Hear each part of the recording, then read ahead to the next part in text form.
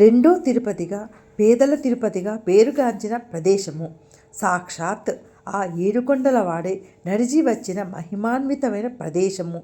అడుగడుగున పాద ముద్రికలతో అలలాడే లోయలు, వందల మెట్ల మీద కట్టిన గుడిలో కొలువు అయిన చక్కని దేవుడు, సహజ సిద్ధమైన కోనేరు, పవిత్ర పుణ్యక్షేత్రంగా తిరుపతి తరువాత అంతటి మహిమాన్వితమైన క్షేత్రంగా ఏర్పడి 100 ఏళ్ల చరిత్ర కలిగిన తెలంగాణ గుడి మన్యంకొండ శ్రీ లక్ష్మీ వెంకటేశ్వర స్వామి దేవాలయం. మహబూబ్ నగర్ జిల్లా నుంచి రాయచూర్ వెళ్లే దారిలో జిల్లా కేంద్రానికి 17 కిలోమీటర్ల దూరంలో ఉంటుంది మన్యంకొండ. చుట్టూ పచ్చని ప్రకృతి, ప్రశాంతమైన వాతావరణం, పెద్దగా హడావిడి లేని రహదారులు మన్యంకొండ ప్రయాణాన్ని ఆహ్లాదకరం చేస్తాయి. మహబూబ్ నగర్ నుంచి బయలుదేరి ఒబలాయపల్లి దాటిన తర్వాత వస్తుంది మన్యంకొండ. మన్యంకొండ గ్రామాన్ని దాటుకొని ముందుకు వెళ్తుంటే దారికి 2 దిక్కులా ఎత్తైన పచ్చటి కొండలు అల్లంత దూరాన పలకరిస్తాయి.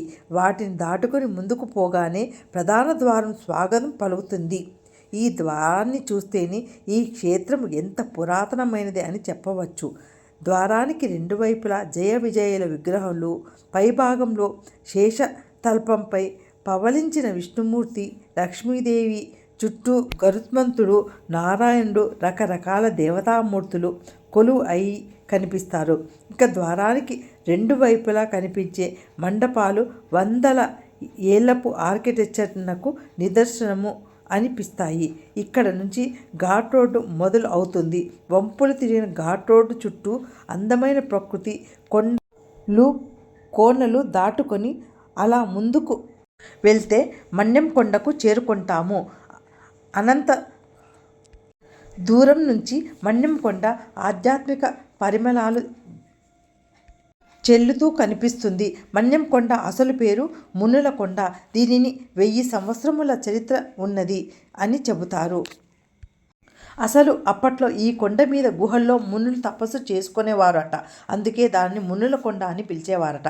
కాలక్రమంలో అదే మన్యంకొండగా మారింది అని చెబుతారు. మన్యంకొండ క్షేత్రంలోనికి ప్రవేశించగానే నిలువెత్తు గరుత్మంతుడు చేతులు జోడించి వినయంగా స్వాగతం పలుకుతూ కనిపిస్తాడు.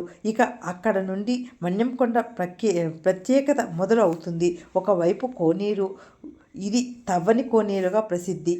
స్వామివారి పాదాలు ఒకటి ఈ కోనేరులో అడుగు భాగంలో కనిపిస్తుంది అని చెబుతారు. ఆ పాదం నుండి నీరు ఊరి కోనేరుగా మారిందట. ఈ కోనేరుగా ఒక్క పక్కన లక్ష్మీనరసింహస్వామి ఆలయము కనిపిస్తుంది. గరుత్మంతుడి విగ్రహము వెనకల వసతి గృహాలు, విక్రయ కేంద్రాలు కనిపిస్తాయి. వీటికి మరోవైపు గుడికి దారి తీసే మెట్లు దర్శనం ఇస్తాయి. ఇక్కడి నుండి 7 ద్వారాలు దాటుకొని ముందుకు వెళితే కొండ కొసలో కొలువైన లక్ష్మీ వెంకటేశ్వరుడి చేరుకుంటాము. ప్రధాన ద్వారం ముందు వైపు చిన్న మండపం కనిపిస్తుంది. ఇక్కడ ఒక కథనం చెప్పుకోవాలి.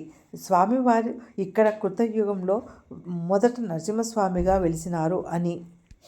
ఆ తరువాత త్రేతాయుగంలో సీతారావణ సమేతంగా శ్రీరామచంద్రుడు వనవాసం చేసిన సమయంలో ఈ గిరులలో సంచరించి అక్కడ తపస్సు సంపన్నులై మునిగణ ఆతిథ్యము అందుకొన్నారు అని, అందుకే ఈ క్షేత్రాన్ని రామకొండగా కూడా పిలుస్తారు అని చెబుతారు. దీనికి నిదర్శనము అన్నట్టుగా ప్రధాన ద్వారంపై భాగంలో సీతారామ లక్ష్మణ విగ్రహాలు ఆహ్వానిస్తూ కనిపిస్తాయి. ద్వారం నిర్మాణం మొత్తము పురాతన దేవాలయాలను పోలి ఉన్నట్టు కనిపిస్తుంది. రాతి మండపాలు, ప్రహరీని ఆనుకొని కనిపించే విశ్రాంతి గదులు దేవాలయ చరిత్రలు చెబుతాయి. గోడకు కింద భాగంలో అలివేలు మంగ తాయారమ్మ ఆలయము, కోనేరు సమీపంలో లక్ష్మీ వరాహస్వామి ఆలయంతో పాటు ఈ క్షేత్ర పాలకుడు వీరభద్రుడి స్వామి ఆలయము ఇక్కడ కనిపిస్తాయి. కొండ మొత్తము చెక్కిన మెట్లతో వంపులు తిరిగి ద్వారాలు దాటుకుంటూ ముందుకు వెళితే కొండ మీదికి చేరుకునేలాగా నిర్మించినారు. వీటన్నిటినీ దాటుకుని కొంచెం దూరం వెళ్ళగానే పెద్ద మండపం లాంటి నిర్మాణం మధ్యలో వరండా చుట్టూ గుండ్రని ఆర్చీలతో వేరు చేసిన గదులతో కనిపిస్తుంది. ఇదే శ్రీ సత్యనారాయణ స్వామి వ్రత మండపము. పురాణ నిర్మాణాన్ని పునరుద్ధరించిన ఆనవాళ్లు ఇక్కడ కనిపిస్తాయి. వాటిని దాటుకొని ముందుకు వెళితే పెద్ద బంగ్లాలాగా కనిపిస్తుంది. మరో ద్వారము దాని లోపల నుంచి లోపలికి వెళితే ఇప్పటి వరకు ఎక్కి అలుపు తీర్చుకునే వాటిలాగా వరండా గదులు కనిపిస్తాయి. ఇక్కడ వడిబియ్యము పోసుకునే వాళ్ళకి కార్యక్రమాలు చేస్తూ ఉంటారు. మన్యంకొండ ప్రత్యేకతలు చెప్పుకోవాలి అంటే అనేకము కనిపిస్తాయి. కట్టని గుడి, తవ్వని కోనేరు, చేగిని పాదాలు, పులిముట్టని స్వామి ఇక్కడ ప్రత్యేకతల్లో ముఖ్యమైనవి. వీటితో పాటు తిరుపతిలో 7 కొండలు ఉన్నట్టుగా ఇక్కడ 7 ద్వారాలు దాటి కొండ మీదికి చేరి స్వామివారిని దర్శించుకుంటారు. అది మన్యంకొండ ప్రత్యేకత. తిరుపతికి వెళ్ళి దర్శించుకోలేని భక్తుల కోసం వెంకటేశ్వర స్వామి ఇక్కడ వెలిసినాడు అని నమ్ముతారు. అంతేకాదు తిరుపతిలో ఉన్నట్లే ఇక్కడ ఘాట్ రోడ్డు ఉంది. తిరుపతికి 7 కొండలు ఎక్కాల్సి ఉంటే మన్యంకొండలో 3 కొండలు ఎక్కి 7 ద్వారాలు దాటుకొని స్వామిని దర్శించుకుంటారు.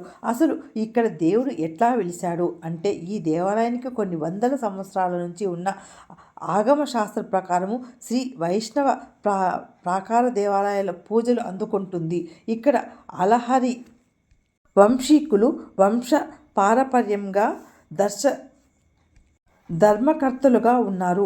అలహరి రామయ్య వాళ్ళ ఆయనకి స్వప్నంలో కృష్ణానది తీరము ఉన్న దక్షిణ ప్రాంతంలో పూజ చేస్తుండగా ఆయనకు అలల తాకిడికి ఆ దోసిళ్లలో వచ్చి స్వామివారు ప్రత్యక్షమైనారు. ఆ స్వామిని తీసుకువచ్చి ఇక్కడ ప్రతిష్ఠ చేయమని ఆజ్ఞాపించినాడు. దాని ప్రకారం వాళ్ళు అప్పటి నుంచి ఇక్కడ దేవాలయ పూజలు కొనసాగిస్తున్నారు. తిరుపతి తీరకపోతే మన్యంకొండ అంటారు.